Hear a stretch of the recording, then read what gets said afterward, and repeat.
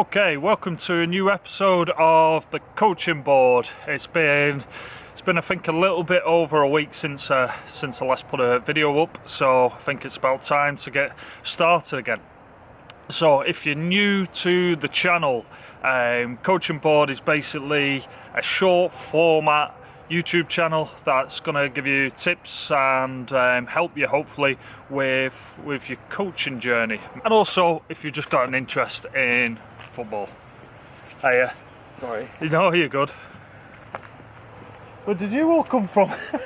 The trail. Just appeared from the trees. The trail. So today's episode is about how to watch a football game or soccer game. What does that mean? So if you're watching this, you're probably thinking to yourself, well, I already know how to watch a soccer game. This specifically is targeted at people who want to be notational analysis coaches or scouts. So the difference with watching a soccer game with a coach's eye or an analytical eye is slightly different to a fan.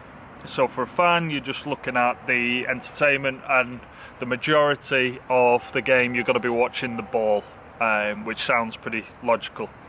Now the difference with watching it with a different eye is that you need to be looking away from the ball, which can be tricky at first because you've probably spent years watching a game a certain way. It's certainly tricky as well if you're watching it on TV. That can be difficult because of the camera angles. Unless you're watching, like, a lot of Spanish football and Italian football seem to have different camera angles to most of like the stuff back in England and certainly what I've seen on the MLS. So ideally what you're looking for this is a camera angle that's going to be high up, and it's going to be covering more of the field. So this first part, I'll discuss how to watch a soccer game from, if you're watching it on your laptop or on a TV. So basically watching it through a camera rather than live, and then I'll discuss in a little bit how to do it when you're watching it live. So a few different roles I've had to do with this: scouting, opposition scouting, coaching, breakdown, and analysis. So I'll just go through the differences of them.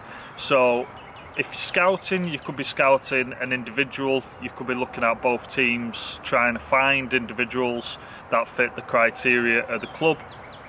An opposition scout is going to be looking at, depending on what the manager wants, the tactical breakdown, basically what they do well, what they don't do well, areas that can be exploited, what the lineups are, what they do on corners, what they do on set pieces, and tactical variations that they change the tactics within the game.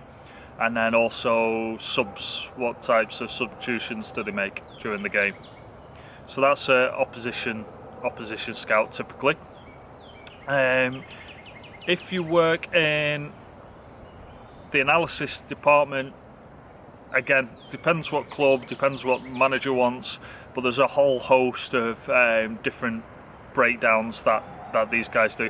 So you could be, again, looking at the set pieces, you could be looking at the tactics, and you're also looking for patterns, certain plays, certain movements, where players are comfortable, where players are not comfortable, and being able to put that into a report and relay that back to the manager, things that he or she might want to think about going into the next game.